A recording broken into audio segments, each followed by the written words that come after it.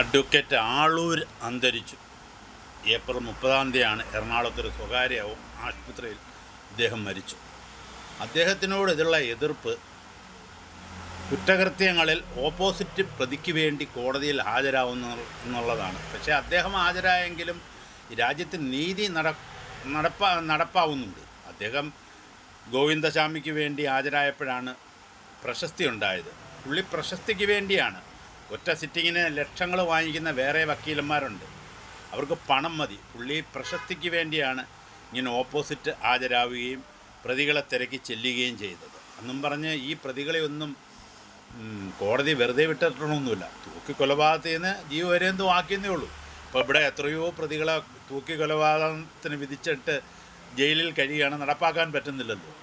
പുള്ളി ആ ഒരു ഇതേ ചെയ്തോളൂ. പക്ഷേ ഓപ്പോസിറ്റ് പുള്ളി ഹാജരായില്ലേ വേറെ ഏതെങ്കിലും ഒരു വക്കീൽ ഹാജരാവും, അല്ലെങ്കിൽ സർക്കാർ പബ്ലിക് പ്രോസിക്യൂട്ടറെ വെച്ച് കേസ് നടത്തും, അന്നേ ഉള്ളൂ. പുള്ളി പിന്നെ പേരെടുക്കാൻ വേണ്ടി അങ്ങോളം ഇങ്ങോളം ഓടി നടന്ന് കേസുകൾ പിടിച്ചെന്നേ ഉള്ളൂ. അപ്പോൾ ഈ ക്രൂരതയ്ക്കിരയായ പ്രതിയുടെ കുടുംബത്തിൽ നിന്നുള്ള എതിർപ്പും ഒക്കെ വരും. പുള്ളി മരിച്ചതിന് ശേഷം ആളുകളെ എതിർപ്പ് ഇതുവരെ വിട്ടിട്ടില്ല. ഈ കേരളത്തിലും ഇന്ത്യയിലൊക്കെ രാഷ്ട്രീയക്കാർ ചെയ്യുന്നതിനേക്കാൾ എത്രയോ ഭേദമാണ് അദ്ദേഹം ചെയ്തത്. അദ്ദേഹം ഒരു പ്രൊഫഷൻ, അദ്ദേഹം പഠിച്ച് ആയ ഒരു പ്രൊഫഷൻ അദ്ദേഹം ജോലി ചെയ്തെന്നേ ഉള്ളൂ. കോടതിയിൽ തലനാരിഴയ്ക്ക് കീറി പ്രതിക്ക് വേണ്ടി ഹാജരാകുകയും കോടതിയുടെ ജഡ്ജിയുടെ ചോദ്യങ്ങൾക്ക് മറുപടി പറയുകയും ചെയ്യാൻ ഒരാൾ വേണ്ടേ, അതേ പുള്ളി ചെയ്തിട്ടുള്ളൂ. അന്നും പറഞ്ഞ് അദ്ദേഹം മരണത്തിന് ശേഷവും അദ്ദേഹത്തിൻ്റെ പോസ്റ്റിന് മുമ്പിൽ കൊണ്ടുവന്ന് മോശം കമൻ്റ് ഇടുന്ന മലയാളികളുടെ ഈ രീതിക്ക് മാറ്റം വരണം. നമ്മുടെ ഈ രാജ്യത്ത് നമ്മൾ ദിനംപ്രതി ഒരു നല്ലൊരു പേനയും ഒരു കഴിവുള്ള ഉദ്യോഗസ്ഥനുണ്ടെങ്കിൽ ഏത് പാവപ്പെട്ടവനെയും കൊടുക്കാം. ഒരിക്കലും ഊരിപ്പാവം വയ്യാത്ത രീതിയിൽ എഴുതി ചേർക്കാൻ 2000, 1000, 1500 പേജുള്ള കുറ്റപത്രങ്ങൾ സമർപ്പിക്കാം, കോടതിയിൽ ഹാജരാക്കാം. എത്രയോ അനുഭവങ്ങളുണ്ട്. വക്കീലന്മാരത് വളരെ വസ്തുനിഷ്ഠമായി കോടതിയെ തലനാരിഴ കീറി പരിശോധിച്ചതിന് ശേഷമാണല്ലോ കേസ് അല്ലാതെ വന്നത്.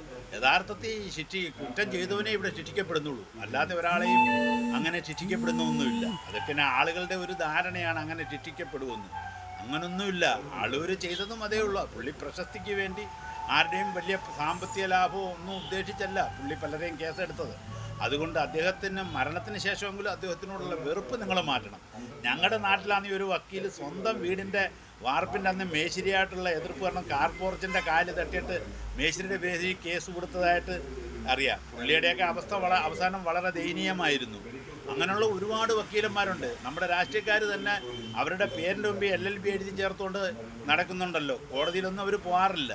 അതൊരു ഗമയായിട്ടാണ് അവർ കരുതുന്നത്.